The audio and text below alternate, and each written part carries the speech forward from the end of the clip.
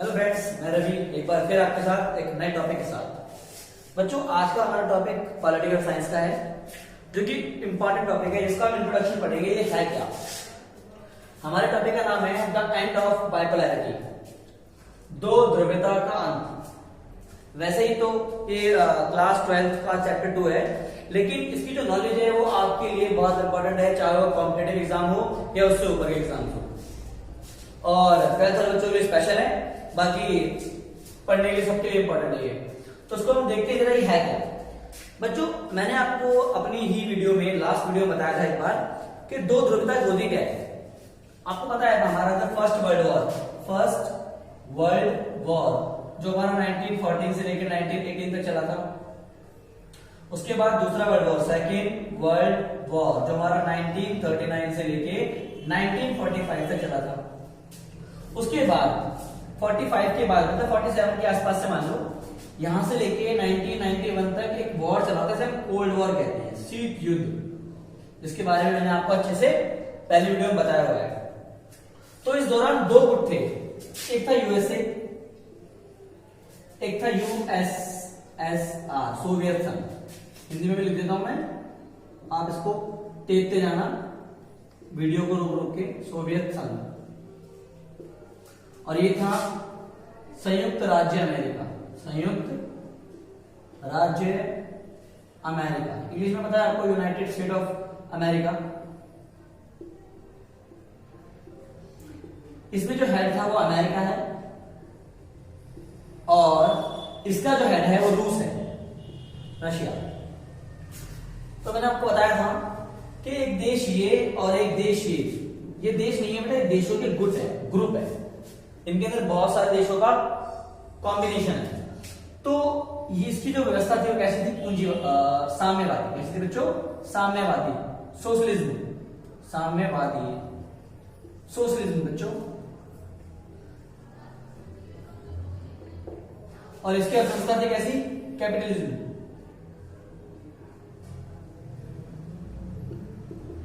मतलब पूंजीवादी। ये कंसेप्ट मैं आपको आगे किसी वीडियो में बताऊंगा। आप ऐसे ऊपर से दोनों क्या होगा। ये पूंजीवादी का मतलब होता है जहां पर पूरी इकोनॉमी प्राइवेट सेक्टर के हाथ में हो, और सोशलिज्म का मतलब होता है जहां पे देश की पूरी इकोनॉमी गवर्नमेंट के हाथ में हो, गवर्नमेंट उसे कंट्रोल करती हो। तो बच्चों, आज हम पढ़ेंगे दो ध्रुवीयता का अंत से पहले ये जानना बहुत जरूरी है कि दो ध्रुवीयता है क्या, बाइपोलैरिटी है क्या। तो देखो, मैं बताऊंगा आपको अपने शब्दों में, ऐसे कोई राइटर बताएगा अपने शब्दों में। तो दो इतिहासकारों के नाम है, दो लोगों के नाम है जो राजनीति शास्त्र है, उनके बारे में उनकी जो राय है वो देखते हैं क्या है। जैसे पहला है टाइनोवी, ये एग्जाम में आ जाता है, टाइनोवी,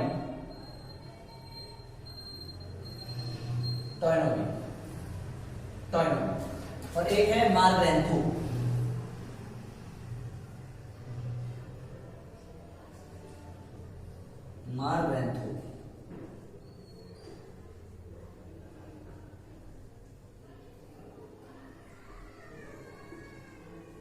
इन दोनों के व्यू देखते हैं, ये बाइपोलैरिटी किसे कहते हैं। तो जो टाइनोवी है वो कहते हैं कि दो ध्रुवीयता का मतलब होता है दो गुट या दो ब्लॉक, कोई भी दो गुट या दो ब्लॉक। जब कोल्ड वॉर खत्म हुआ था तो क्या हुआ था कि विश्व में जितने भी देश हैं वो किसी ना किसी तरीके से, चाहे थोड़े रूप में या ज्यादा रूप में, इन दोनों से जुड़े हुए थे। कुछ यूएसए से तो कुछ यूएसएसआर से जुड़े हुए थे। तो इस व्यवस्था को दो ध्रुवीयता व्यवस्था कहा टाइनोवी ने। मतलब पूरा वर्ल्ड है, पूरे वर्ल्ड में बहुत सारे देश हैं, उन देशों में से कुछ देश तो यूएसए के साथ हैं, चाहे वो थोड़े हो या ज्यादा हो, लेकिन साथ हैं, और कुछ देश यूएसएसआर के साथ है, रूस के साथ है। तो इस तरीके से दो ध्रुवीयता कहा गया इसे। किसने कहा? टाइनोवी ने। सेम बात देखी गई है, मार्क रेंथू ने भी कहा। उन्होंने क्या कहा कि जब फर्स्ट वॉर के बाद जब सेकंड वॉर खत्म हुआ, सेकंड वर्ल्ड वॉर, तो कोल्ड वॉर जब शुरू हुआ तो दो देश उठ के आए, एक तो अमेरिका और एक रूस। ये दोनों ही देश इतने पावरफुल थे अपने आप में कि दोनों एक दूसरे को बैलेंस कर सकते हैं। बैलेंस मतलब ये अपने आप को बैलेंस कर सकता है, आगे बढ़ा सकता है, नीचे कर सकता है, ये भी अपने आप को बैलेंस कर सकता है, आगे बढ़ा सकता है और नीचे कर सकता है। प्लस ये दोनों एक दूसरे को टक्कर भी दे सकते हैं। तो ये एक तरीके से दो पोल हो गए। तो इसलिए इन्होंने भी बायपोलरिटी को ऐसे कहा कि दो गुट जो कि एकदम बराबर के हैं, ताकतवर है, एक दूसरे को टक्कर दे सकते हैं, एक दूसरे के सामने खड़े हो सकते हैं। तो ये हमने पढ़ा है बायपोलरिटी, ठीक है। लेकिन हमारा टॉपिक आज का है क्या? The end of bipolarity. Bipolarity खत्म क्यों हुई, टूटी क्यों? तो बच्चों आपको मैंने बताया था कि जो कोल्ड वॉर है वो 1991 में खत्म हो गया था। जब कोल्ड वॉर खत्म तो आपका यूएसएसआर खत्म, यूएसएसआर खत्म तो कोल्ड वॉर खत्म, और कोल्ड वॉर खत्म तो दो पोल अपने आप खत्म हो गए, क्योंकि दो पोल थे, एक ये और एक ये पोल टूट गया तो एक ये पोल तो बचा। इसे कहते हैं बायपोलरिटी का अंत, एंड। लेकिन इसके कारण क्या है? कारण जानना बहुत जरूरी है। इसको बच्चों टेप लेना, कान कीजिए, मैं आपको नोट दूंगा। वो जो नोट होंगे वो बिल्कुल नोट्स होंगे, वो आपको वीडियो में लास्ट में मिल जाएंगे। वीडियो के लास्ट में मैंने इसको टैग कर रखा होगा, आप उसको देख लेना। तो थोड़ा कारण पढ़ते हैं, रीजन। तो क्या कारण थे बायपोलरिटी के एंड के?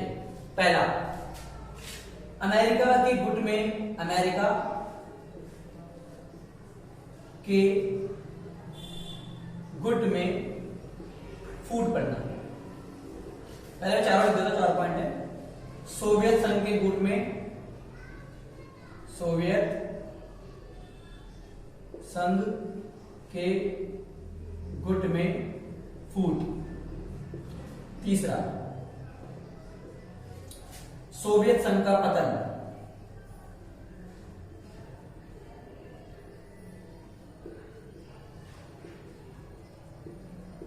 चौथा, गुटनिरपेक्ष आंदोलन की भूमिका।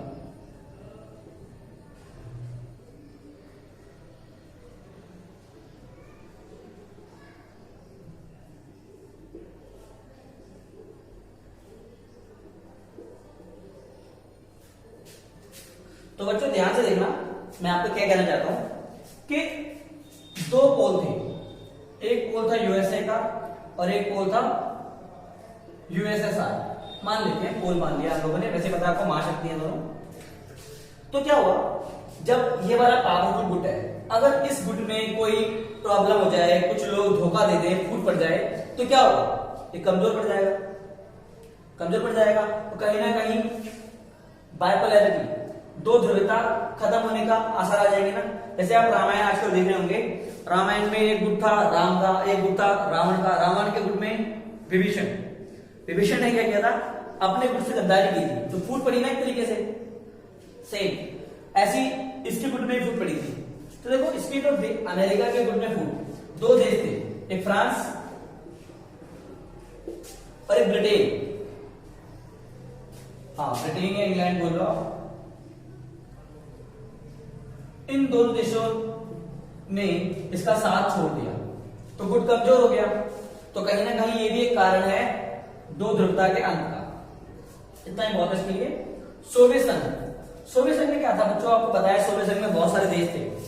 उनमें से जो रूस है, जब हमारा कोई ग्रुप होता है, उस ग्रुप में जितने भी मेंबर होते हैं, तो हम क्या करते हैं, हम जब खड़े होते हैं तो हम मेंबरों की बात भी सुनते हैं, उनको भी एक वैल्यू देते हैं। लेकिन यहां थोड़ा उल्टा था, रूस किसी भी मेंबर को वैल्यू नहीं देता था, उनकी बात नहीं मानता था, अपनी हुकूमत चलाता था। तो बाकी देशों ने रूस को अपनी मनमानी करने वाला समझा, तो उन्होंने रूस को क्या करा? बायकॉट कर दिया। तो उन्होंने गुट को तोड़ दिया, वो गुट से टूट गए। तो ये भी था एक कारण दो ध्रुवता के अंत का। एक उदाहरण पढ़ते हैं, सोवियत संघ का पतन। अब आपको देखो बच्चों, दो पोल है, सोवियत संघ खत्म हो जाएगा, सोवियत संघ खत्म हो जाएगा, दो ध्रुवता का अंत होगा कि नहीं होगा? यस। तो ये भी कहीं ना कहीं कारण है इस चीज का। अब एक लास्ट है हमारा गुट निरपेक्ष, NAM, नॉन अलाइनमेंट मूवमेंट। आपको पता है गुट निरपेक्ष एक दल था जो 1961 में बना था। इसका उद्देश्य था गुट, दोनों गुटों से निरपेक्ष रहना। निरपेक्ष मतलब देखो नाम ही क्या है, गुट निरपेक्ष, दोनों गुटों से निरपेक्ष रहना। निरपेक्ष का मतलब यहाँ पर ये बिल्कुल नहीं है अलग रहना, ये निरपेक्ष का मतलब बच्चे बोलते हैं भैया दोनों से अलग रहना। निरपेक्ष का एग्जैक्ट मतलब ये है, यहाँ पर जो थीम है वो ये कहती है कि दोनों गुटों से अलग रहना और दोनों गुटों के साथ रहना, मतलब किनारे भी रहना और मिलके भी रहना, बैलेंस रखना, दोनों को लड़ने ना देना। इस वजह से इसने दोनों को लड़ने नहीं दिया और दो ध्रुवता को धीरे धीरे खत्म कर दिया। एक तरीके से ये तीसरा ध्रुव बन के उभरा, लेकिन इसे तीसरा ध्रुव कह नहीं सकते हम लोग, लेकिन फिर भी इसने इन दोनों को लड़ने से रोका, युद्ध की स्थिति को खत्म किया और इस दोनों गुटों से अपने आप को भी अलग रखा। अपने आप को अलग रखा तो ये गुट पावरफुल नहीं बन पाए, क्योंकि इसमें बहुत सारे देश शामिल थे। अगर वो देश इनमें जाते जाते कुछ इसमें चले जाते तो क्या होता, ये और पावर बन जाते तो कोई भी नहीं टूटता। लेकिन इसने गुट निरपेक्ष ने देशों को अपने साथ रखा, जिससे ये कमजोर हुए और ये आखिरकार टूट गया। तो ये भी कहीं ना कहीं कारण है दो ध्रुवता के अंत का। तो ये जो मैंने लिखा है ये बिल्कुल डिट्टो लिखा हुआ शॉर्टकट में मैंने नोट्स में वीडियो क्लास में डाला हुआ, आप देख सकते हैं। एक और टॉपिक पढ़ते छोटा सा, बहुत काम का। बच्चों एक बात बताओ, एक मिनट मैं आपसे पूछता हूं। जैसे मैं आपसे पूछना चाहूं कि मान लो मैं बहुत बड़ा विलन हूं, ताकतवर, तो मेरे सामने कोई खड़ा हो सकता है? नहीं खड़ा होगा ना। मेरे सामने खड़ा वही होगा जिसके अंदर मेरे जैसी पावर हो या मेरे जैसा दम हो। तो यही कहानी ऐसी है कि अमेरिका जो कि पावरफुल कंट्री था, बहुत पावरफुल, और उसके गुट था पूरा का पूरा यूएसए करके। उस गुट के सामने रूस ने सोवियत संघ को बनाया, मतलब रूस को मई 1922 में बनाया था सोवियत संघ को, लेकिन सोवियत संघ इसके सामने खड़ा कैसे हुआ? ऐसी क्या बातचीत थी इसके अंदर, क्या पावर थी, क्या विशेषता थी, कुछ क्वालिटी थी होगी जो इसके सामने खड़ा हो गए। तो ऐसी क्या क्वालिटी थी जो ये इसके सामने खड़ा हुआ, वो पढ़ते हैं हम अब। सबसे पहली बात, इसके पास जो थी ना टेक्नोलॉजी वो बहुत ज्यादा विकसित थी, बहुत विकसित। मतलब रॉ एजेंट वगैरह होते हैं, मशीनरी होती है, या स्पेस हो, या क्या नाम है आपके आर्म्स टेक्नोलॉजी हो, ये हर टेक्नोलॉजी में बहुत आगे था। स्पेशल कम्युनिकेशन में भी ये हर टेक्नोलॉजी में बहुत आगे था। जिसके पास टेक्नोलॉजी अच्छी होगी, जिसके पास तकनीक अच्छी होगी, वो हमेशा आगे होगा। आप लोग खुद देख लो कि हमारे बॉलीवुड की मूवीज और हॉलीवुड की मूवीज में जो एक्शन होते हैं, उनमें से एक्शन किसके पास ज्यादा होते हैं? उनके पास। क्यों? उनके पास क्या ज्यादा है? टेक्निक ज्यादा है। तो इस वजह से टेक्निक ज्यादा है इसके पास। दूसरा पॉइंट पढ़ते हैं, ये भी इसकी तरह एक बहुत बड़ा विकसित देश था, मतलब बहुत अच्छा और बहुत बड़ा विकसित देश था। गरीब देश, या मान लो एक पावरफुल गुंडे के आगे एक विकलांग बंदा खड़ा होकर क्या करेगा? उसके सामने भी एक पावरफुल बंदा खड़ा होना चाहिए ना। तो ये भी एक विकसित देश था, इसलिए इसके सामने खड़ा हुआ। तीसरी बात, इसके पास, रूस के पास सारी बेसिक नीड्स थी, मतलब सारी बेसिक नीड्स, मतलब बेसिक फैसिलिटी, बेसिक इंफ्रास्ट्रक्चर पूरा का पूरा था इसके पास। जैसे कि आपके पास हेल्थ, एजुकेशन, बहुत सारी चीजें, मतलब बेसिक इंफ्रास्ट्रक्चर इसका बहुत अच्छा था। साथ में आप मान सकते हो हेल्थ के अलावा एजुकेशन हो गई, और क्या हो सकता है आपका मेडिकल डिपार्टमेंट भी बहुत अच्छा है इसका। इसकी फोर्स भी अच्छी है, फोर्स। तो एक पावरफुल हुआ कि नहीं हुआ? जब जिसके पास हेल्थ अच्छी है, एजुकेशन अच्छी है, मेडिकल अच्छा है उसका, और फोर्स अच्छी है, तो ये अपने आप में क्या होगा? एक बेस्ट डिपार्टमेंट होगा, बेस्ट कंट्री होगी, तो खड़ी हो सकती है ना सामने। दम है ना, हम जैसे लोग तो खड़े नहीं हो सकते। आगे उसके बाद एक और काम की बात है, इसके पास क्या था? ऐसा कहते हैं रशिया के पास सुई से लेके जहाज तक बनाने के सभी संसाधन उपलब्ध है, सभी संसाधन उपलब्ध है। मतलब जिस देश के पास सुई, एक माइनर सी सुई और एक बहुत बड़ा जहाज बनाने तक का सारा सामान है, तो वो देश अपने आप में कितना केपेबल होगा। उसके पास सारे खनिज, सारे मिनरल हैं मैक्सिमम। जैसे कि उसके पास क्या है? तेल है, मिनरल्स हैं, मेटल्स हैं, मैक्सिमम चीजें, कोयला है। तो जिसके पास इतना सब कुछ है यार, वो देश अपने आप में कैपेबिलिटी रखता है, दमदार है। यस, यही सारी क्वालिटी थी इसके अंदर, जिसकी वजह से ये सामने खड़ा हुआ। तो एग्जाम में क्वेश्चन ऐसे आता है कि सोवियत संघ की विशेषता बताओ, सोवियत संघ की क्वालिटी बताओ, सोवियत संघ में ऐसा क्या था जो ये अमेरिका के सामने खड़ा हुआ, इस तरीके से। आई होप आज का टॉपिक आपको समझ में आया होगा। इसको आप पॉज करके धीरे धीरे सुन सकते हैं, बहुत ही इंपॉर्टेंट टॉपिक है ये, और आपको बिल्कुल डीप नॉलेज मिल जाएगी कि हाँ ये क्या कह रहा था, ये क्या बात थी। ठीक है, तो मिलते हैं अगले सेशन में। Thank you.